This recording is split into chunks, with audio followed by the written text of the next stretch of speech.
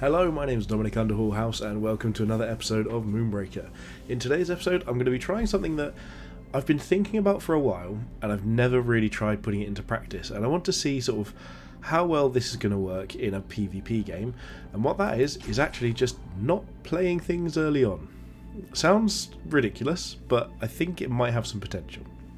So, I've called the list Go Big, They Go Home, because so as you can see here, I've not just completely skipped on any early game units, but the plan here is to try and actually just play down a turn 3 switchback as often as possible and adapt around that plan. So, looking at the list, what have we got? So, most of the time on turn 1, no matter what, we're going to be skipping the turn in terms of playing things. The reason we picked Zax as the captain is because we want to be able to take advantage of that 2 range damage in order to be able to sort of whittle down the opposing crew and actually, not be completely useless in the first couple of turns. I don't think this works quite as well with Extilior or Astra potentially, just because having this option is really useful. Maybe Extilior can pull it off given that he's basically you just want to hide in the early game anyway if you're doing this strategy, so maybe he can do that. Astra could as well, but the thing is with Astra you want to be placing your orbs and you're more accelerating to this rather than just playing it naturally. So, what's our curve going to look like? So in theory, turn 3 we play switchback. By that point we kind of dealt, hopefully 4 damage onto something with Zax's Jakar if you've got good angles. If not, we're just going to be playing it safe, sticking down an early switchback. So following on from that, we've got a lot of options as to what to pick. Depending on how aggressive they've been, how their deployment is, what units they've got on the battlefield, the following turn we can do a few different things. So if we can use switchback effectively and get use out of that 3 damage without needing to switch it up, we can play a 4-drop. In that case, most of the time, I'd be probably considering playing Shrapnel. The other option is playing 2 2-drops, and here we've got Beatris, who's a good defensive unit, Deadeye, who's good for those trades and that sort of thing, and we've also gone for Stitchy in this because we are going to be probably taking a bit of damage to our units, to our captain, and we want ways of sort of accounting for that later on. So these are going to be our sort of our standard plays. However, if we need to use Switchback's ability and we want to try and take out a unit, we only end up with 2 cinder on the following turn, so that's why we've got these 3 2-drops in here. So we can make sure that we can have the option of actually using switchback effectively as soon as we get on the battlefield and still have other things we can play to develop. I imagine most of the time it's going to want to be Deadeye, but sometimes Beatris, and occasionally Stitchy if we're really far behind on life total. To make this game to make this have that proper sort of end game that we need, we really need switchback to live. Shrapnel is our only other real win con, so we're going to need a bit of longevity. So to push through damage, we've got Bitol. So Bitol's something I'd consider swapping for maybe like a Florio or a Crosshair or another endgame option. I just thought that, if we're trying to play something down early on turn 3, there could be situations where we needed 1 extra damage on Zax, so maybe playing Bitol is more effective in that way than the following turn playing Deadeye and Beatris, something along those lines. Also, Bitol with the basically instant activation gives us extra damage on that switchback if we need it. If really good with Shrapnel, just more to help clear things out. We've got the endgame combo of Aegys Defense Dome and Ursix Nectarvine, just to sort of keep healing things up, keep everything safe, stop taking as much damage. And between these options, I think we've got a reasonable chance of sort of surviving through the game. I just want to see how it goes. I'm not really sure if this is going to work or not. It's more of a testing sort of thing, and if we're doing that, the lightning looks most sciencey to me, so let's go for that. So we're going to jump into some games. If you've got any ideas about whether you think this is a viable strategy, it's obviously going to be a bit of a tempo loss. We're going to have to be willing to take hits on the units, but let me know what you think in the comments. Do you think that Switchback is the right big unit to be playing, or is there something else I should be doing instead? I'd love to hear your opinions on it, but for now, we're going to jump into the game. Again, if you like this sort of content, please hit the subscribe button. We've hit a game straight away, so we don't have to do any cutting in the video editing. That's always a bonus for me, save a bit of time. And we can see what our opponents think of this. So here's our beautiful Christmas axe that I don't know if I'm ever going to stop playing that. We've got an Extilior as an opponent. So the assists really matter here. Plink and Lifeline seem fantastic for us. We need extra help taking out units in the early game. Plink can really do that. Lifeline can help keep things alive. I don't think there's another option here. Stowaway is the worst assist in the game at the moment, which is a shame, but it is. And Medical Recall is fine, but not great. These two are also just middle of the road. So these are probably actually the best 2 assists. Maybe Ion Storm is slightly better. So we're against Blisk or Bly SK. They're going to be our first opponent.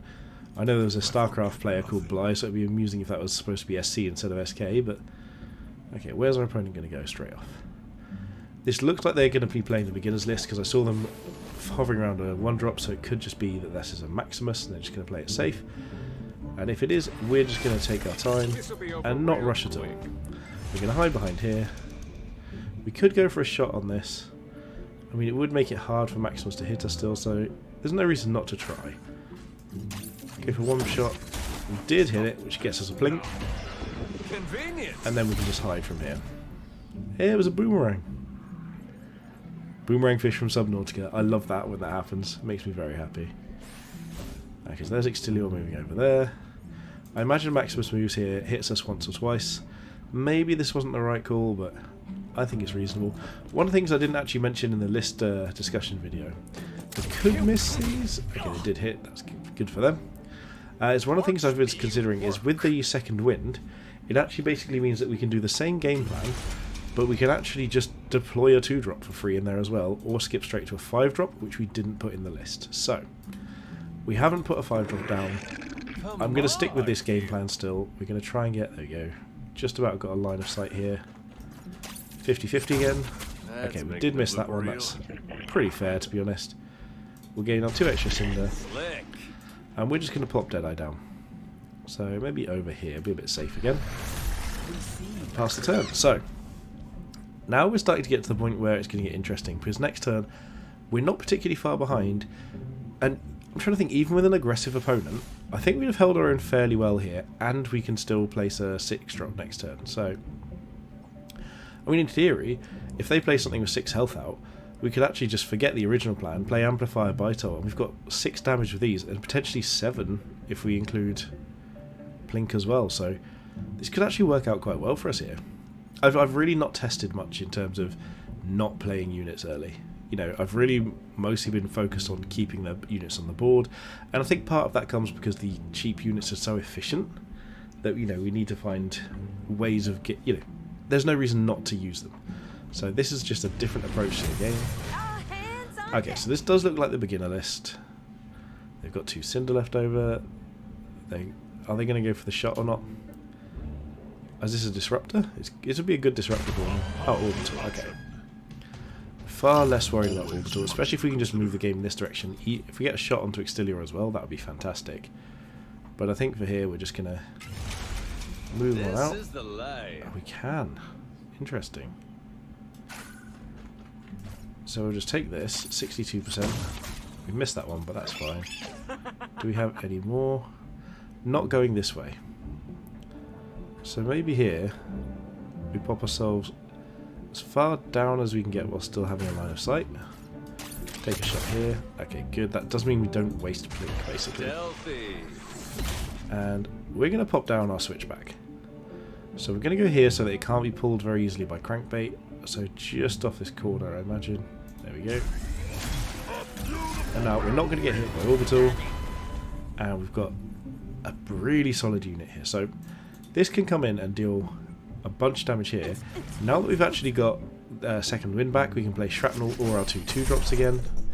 Yeah, if they're willing to put all the time into the captain and not even get into range, this is good for us. So we're going to start just chipping away at units most likely. We could turn onto the captain fairly quickly. In fact, look at what they've got on the board. So they've only got 1, 2, 3, 4, 5 damage on the board in total. And we could potentially, what, 6, 7, 8, 9, 10 damage onto the captain? I think we just start going 11 with Blink. Okay, so here's the thing. 2 Cinder gains... Okay, that's interesting. Are they gonna... Okay, they're stunning us as well. So that puts me off of playing Bitol, which is one of the things I was considering this turn, but it doesn't put me off just turning on the captain still. It does make me think maybe Stitchy and Beatris would be a better choice. Oh no, Beatris and Shrapnel also work. So what have we got here? We've got a minus 47% chance onto them. And he can move all the way over here. So let's just try and stick out of range here. So we got that too. How far can he move? Oh, all the way over here. It's mad. So, just along here. So we're going to try and stay just out of that. We are going to switch it up. I think now is the time to go for a hard press onto the captain. Ooh, that crit is nice. Okay, crit and a miss is reasonable. Our damage is still going to be about the same. So they can potentially deal some damage here. So we do need to deploy something else to hold this up a little bit. I think we're on the Beatris deployment here. I think Beatris is coming here just to block Extilio. And then with 2 additional cinder, I say we put Stitchy McPatchy down here. And there's not enough range damage, they can't get in range here, so I think we just leave Deadeye here. Okay, let's see what we can do. I think next turn we've probably got a dead opponent. Their Extilio can't really move. Even now, yeah, so we've managed to still block him in. So no matter how much damage they turn onto our captain, they can't quite get enough in there. Because we've managed to get him blocked against the wall. So even now they'd have, what, 5, 6, 7, 9 damage total. And we've got all of this coming. We're slightly short of playing Bitol next turn. But in theory this could be enough. Oh, they've hit their own crankbait as well. So obviously this may not be the case in like a very high-end game. Interesting, yep. So I think this puts us pretty much at lethal. We're going to just hit with this first, move around. We don't even mind if we hit this, because we should be able to get in range to guarantee this. Yep. So let's not take the risk. Let's just shoot this. Oh, funny, this is actually going to hit still. Oh well. We'll bring this in over here, switch it up, go for these. If we hit both of these, we win. If we hit one, we've still got more shots. There we go, we should have this. Brilliant.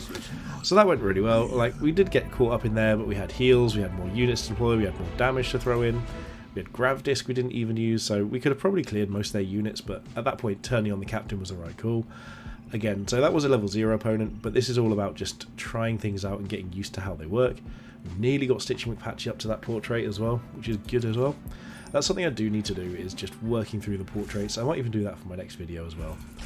So, back into another one. That went fairly well. I'd like to come across an opponent with a bit more experience, but to be honest, if it works in the slightest, that's a pretty good showing, considering that, in theory, this could be quite a risky thing to do. So, we're going to go try again to see what we can do, but I feel like that last one went well, and the fact we built our list around it was a good plan.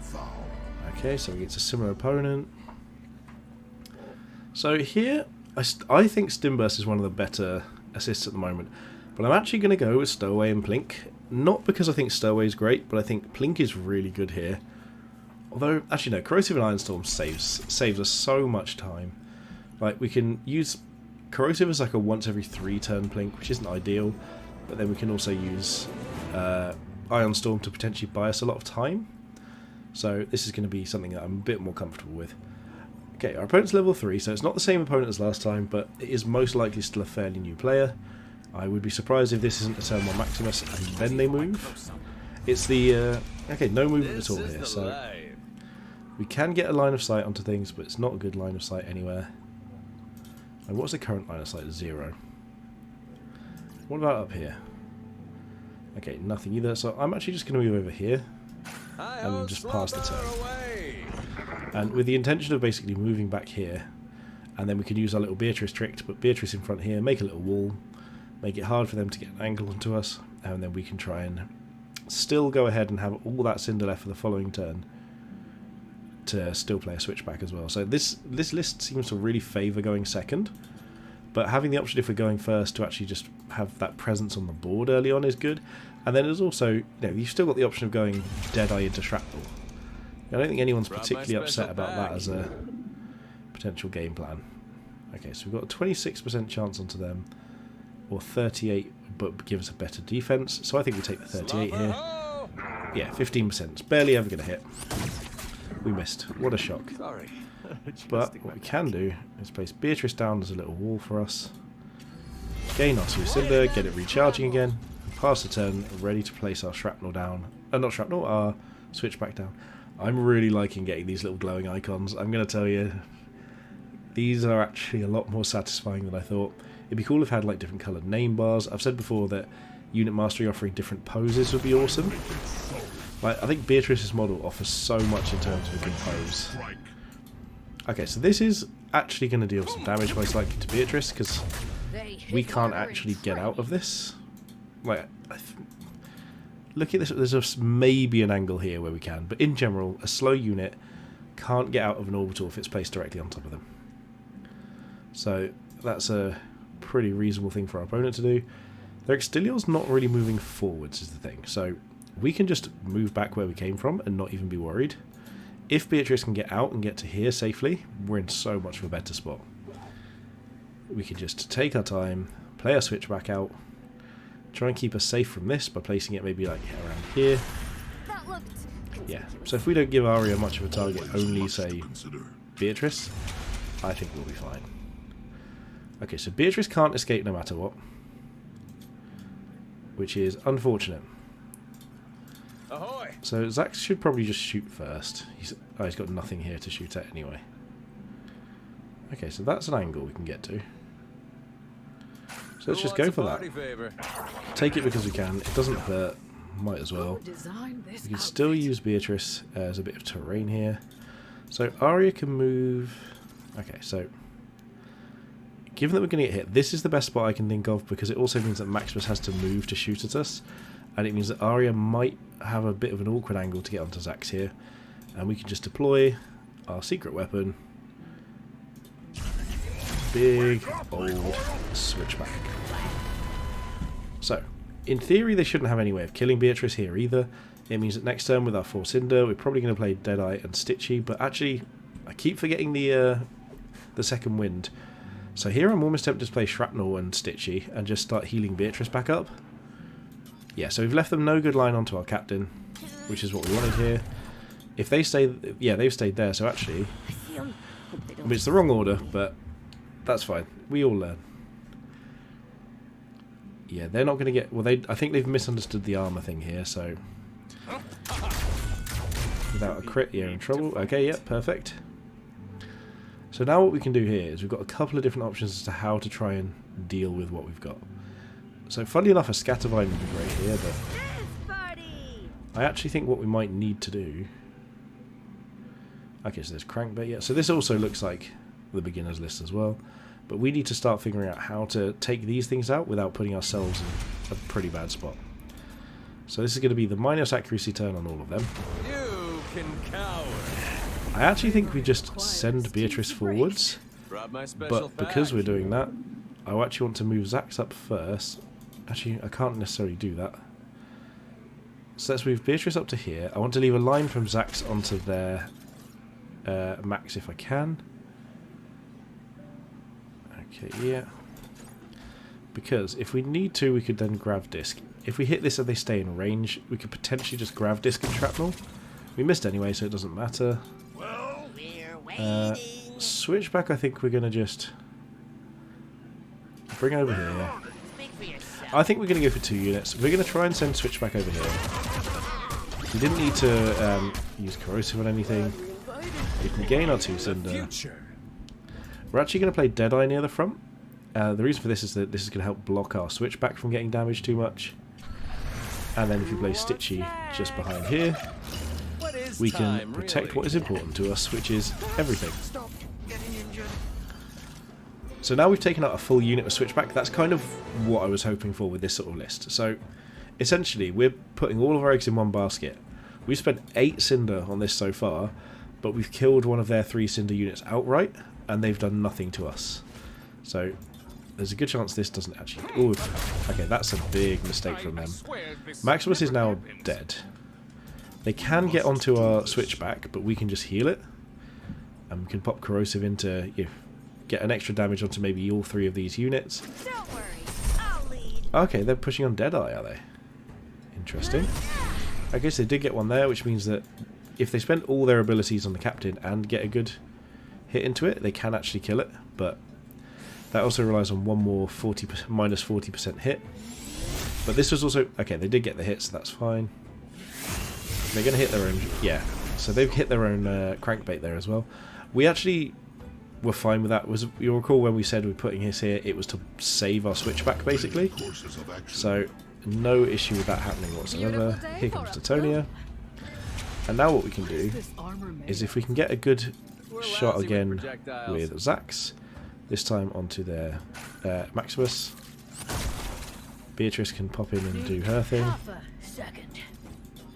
So is this going to hit? This is going to hit Switchback. So Switchback needs to move back a little. And we're just going to take this shot onto their captain. Hopefully this way. There we go. Doesn't hit us anymore. We can switch up here. Take two 90% shots onto this. So you'll notice the reason I'm not using the their corrosive is because at the moment nothing changes any of the clocks. The clocks are all the same no matter what. Here we're just going to nutrient syringe Beatris, get her all healed up. And honestly in this situation, seeing that we know their assists as well, I'm going to place this mine just over here because I think it might block Extilior from getting through. Yeah, it does. Perfect. So Stitchy doesn't need to move. Stitchy, although maybe we do. They've got no range. So let's just bring Stitchy in a little bit. We know Orbital's probably coming next turn anyway, so we're just going to be moving around and placing damage where we can. Funnily enough, we don't care if this blows on Beatris. It only deals 1 damage, and we're really not going to do much about this. Corrosive is fine. I mean, a good Titonia would work. Corrosive and Orbital doesn't work the way it used to. It used to be that Orbital would come down immediately, and it was ridiculous. Funny enough, does Corrosive only hit crew? No, a unit. So it would have actually been better for them to put it here so they can then hit this with the Corrosive, deal extra damage without having to fight it with Extilior. So now Extilior is going to have to move into sort of this area to hit this. And what we're probably going to do next turn is actually grav disc him into the orbital. I mean, if he moves into range, he's going to get hit by this explosion on our turn, and then we're going to pull him into orbital strike range as well. I think we're going to be able to put a lot of hurt onto Extilior next turn if he doesn't run quite far away. Yeah. Where's this heading OP? Yeah, so this mine's going to go, unless they spin. They could spin here, and that gets rid of the mine at least, yeah. But I think we've got the grounding for a really strong turn here. So if we shoot first, that pops them back slightly. I think here we're just going to use corrosive because it will be an extra damage. Only 1, but I don't think we need any more than 1. Thanks, I'd love a fight. So push him back. We will grav disc him over here because this brings him into orbital strike, so there's 3 less damage that we need. Beatris can just punch. That's absolutely fine. You want to hit us. We're going to switch up again. Go for our damage here. And then all we need to do now is end the turn, and their own orbital is going to blow it all up. So, big finish. Here we go. There we are. Perfect. Our opponent's captain died to their own orbital strike. That's one of the dangers of using it versus Zax, is that you can use it against you. I mean, we could have just tried to draw the game out a little bit. We could use Stitchy, heal up, go a bit longer, but all in all, that worked out well. Ooh, Switchback and Stitchy are both leveled up. Nice. Oh, that's a Stitchy portrait. We'll have to change that before game 3. Look at that. Medbot 7. Now known as Stitchy McPatchy. Right, where are we going? Stitchy. So we've got Bulwark, Neckarhall, Sentinel, Thicket, Chuck and Co. I still haven't unlocked Chuck and Co. That surprises me because I like Chuck and Co a lot. Jailbreak, Detonia, Toner, Aria, and Fate Twister Tantan. So we can fit all but 2 of them in a roster. So maybe we just make a roster for the next video. Like I said, that could be quite fun. Anyway, let's jump into our last game with this list. See if we can find one more opponent and just practice that delayed unit style. So I don't think this is necessarily going to be top tier in the current meta, but I can absolutely see lists with big 6 drops that this makes perfect sense for in the future. Okay, we're against a Gloomside Zax. I don't think I can turn down Plink when I'm playing this. Stimburst status feels really good. Disruptive Vortex is great. Let's go Disruptive. Yeah, Disruptive Vortex. It's so good. Oh, we're against Meaty Cheek SB. I know I've played against this person. I swear they've got a different Discord name, or maybe I'm just forgetting something. Like I say, we are going first this time. We're lousy with projectiles. We don't have any lines of sight, so this is going to be the big test, actually, seeing if we can get our very first... So this is level 27 opponent, by the way. So this is someone who's got a bit more experience, and it's the first time going first, and we're going to be trying to not play any units early on. This is a real risk. Okay, so they've done the same, so we're just going to move back here. Pass the turn again. They can do this, but they can play a 5-drop now, which is very awkward. Oh, they've just gone for Deadeye. It was 3 cinder. Is this going to be like an Axle Pyro? Okay, they're just saving their cinder. So interesting enough, none of these get really good line of sight into this little gap here. So I think if we go here and just place Switchback over here, I think this puts us in a pretty safe spot. I don't think they're going to get good line of sight onto this, and I think we might be able to even just take out one of their big units straight away. If they play something big now, they have to hide it from Switchback with both Disruptor and Vortex to get it into our line of sight. So if this is Ion Storm, that's really good for them. This would be a great Ion Storm turn. Okay, it's Disruptor, so they're just going to push damage onto that. So this is absolutely a turn where we're going to be placing probably Beatris and Stitchy down here. Oh, they've missed though. Them missing means that we might actually have a chance at Deadeye. Or something else that they play. But yeah, that's actually a big deal. Because we want to be able to use this so we can play one of our defensive units maybe. Or... Okay, so they're just placing Crosshair down. So can we put Crosshair somewhere more vulnerable? I mean, there's... Theoretically, if we place them here, there is a world in which we actually just hit Crosshair and kill them. What about down here? Let's go for it. Let's try and be risky, and let's go try and play the Crosshair game. Because Crosshair is the biggest threat they have. And I think we need to pull Crosshair in for that exact reason. So we're going to put ourselves at risk because we've only got 6 life. Oh no. I didn't think we were hitting Deadeye. Okay, so now we need to see if we hit Crosshair with this, which is much less likely. 50-50. Okay, we missed. So, the question here is, what do we go for?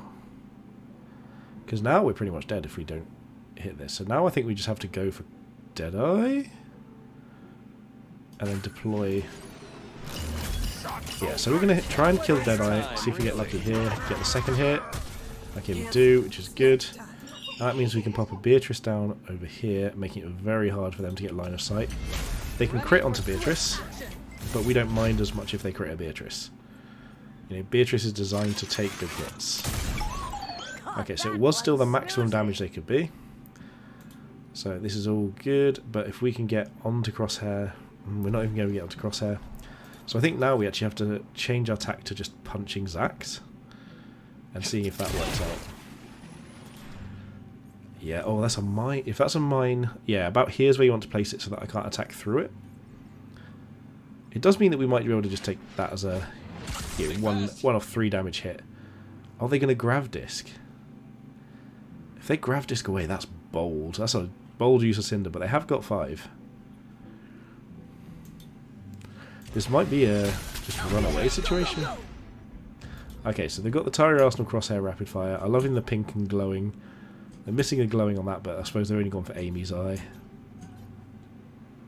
Or we could just turn onto Zax and just go for it. Where am I? So here's all their units. The other option, actually...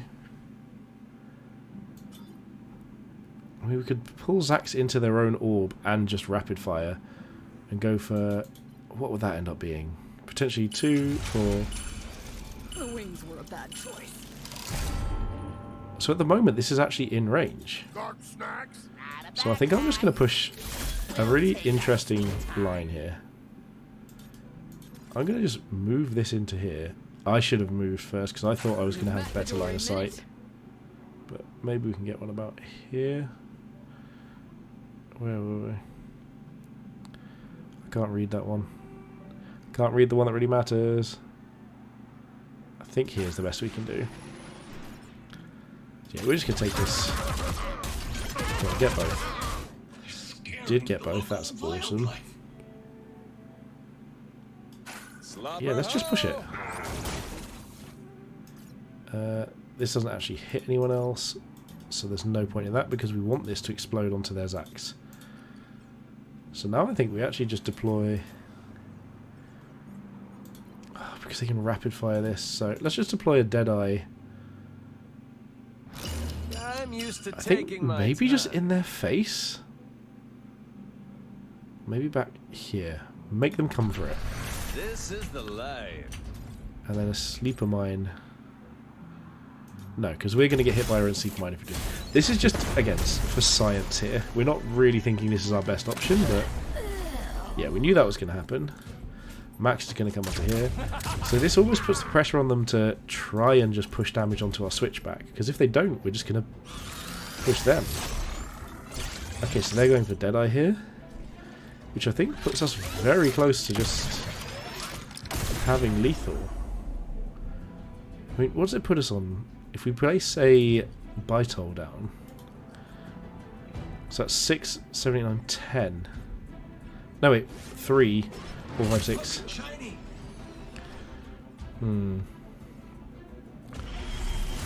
So I still think switching it up is probably correct. Okay, got it. Didn't mean to get in your space. Yeah, that misses fine. So what do we do? Always pick dare. Right, we can just move here, which is probably not what they were hoping for.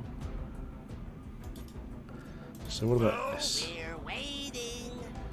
Let's just pop over here, switch it up again, and just go for the damage first. And get one hit. I missed both. So we'll go for this. Kind of have to now. Honestly, I kind of just feel like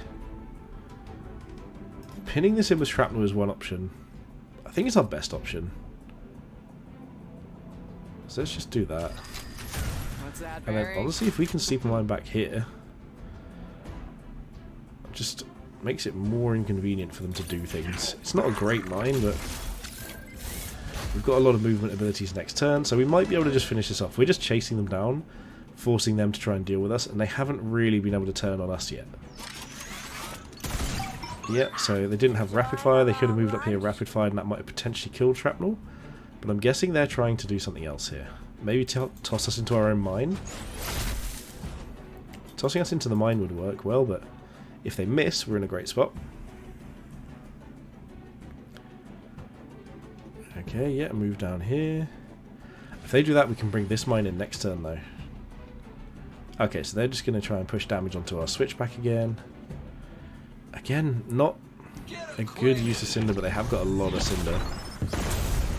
They just need to get both. If both of these hit, we lose our switchback. So they could just go for Zax onto this. Yep, that worked out perfectly for them. But we have got Shrapnel, so we've got 8 damage coming in next turn. Oh yeah. Okay, so just pushing multiple things into this. I think they've forgotten switchback. Okay, so they haven't. They're just going for Maximus. Okay, good. If they'd forgotten that, that would be pretty awkward. Oh, if this is a mine, this is a terrible choice. Don't do it. Please don't place a mine. Okay, Beatris, much better. Okay, so we've only got 4 damage here, but we're working towards... oh, we haven't only got 4. We've got 6. So I actually think this might be a Bitol turn and try and take out these two, and then we've got 1, 2, 3, 4, 5, 6, 7, 8, 9, 10 damage onto our captain. Sometimes it's scary. You have fine motor skills. Okay, so let's go with that. Oh, actually no, because that just doesn't do anything, really. We could Nectarvine. Okay, let's try... see what the chances are here. Yeah, but taking out Taria actually takes so much damage off the board. I think that's what we have to do. So let's just go for this first. This could be a huge hit. Wow, we got the crit. I didn't even consider the crit. Oh wow, that was a big finish there. That huge crit, taking out all the damage we needed to finish it that turn. I don't think they could take us next turn, but that was massive. I know like crits can turn the tide of the game, but that one felt really good. So that was a better player that we played against as well, like in terms of experience, not necessarily a better human being, and you know what I mean, but more experienced player, and that list went quite well. Like, I'm not saying this is great, but it's a really fun alternative way to play the game, and I get the feeling that in the future there will be lists like this that do have that really impactful early 5 or 6 drop, and I think that's something that we're going to be working towards as like a meta at some point. So I'm all for trying these things out, getting used to the strategy, that sort of thing. I think it's actually quite a fun way of playing it a bit differently. If you're getting bored of playing the same old strategies, the same old 1, 2, 3 drops, try this out genuinely, like something that isn't Astra, because turn 3 is not the latest thing in the world to play something out that could potentially one-shot an enemy unit. That's quite powerful, so I'm absolutely up for this. I think it's a really good idea. If you guys just let me know if you've got better lists for it, if you've got better strategies, better turn orders, I'd love to hear about it. Please make sure you hit that subscribe button. Like I said in the previous videos, we're trying to push for 250 subs at the moment, and the long-term goal of hitting 1,000, so then we can start working on the actual YouTube monetization, putting more input into the stream. I'd really love to be able to do that as soon as possible. So thank you for all your help. Pop a little like button down there, and most importantly, have a good day.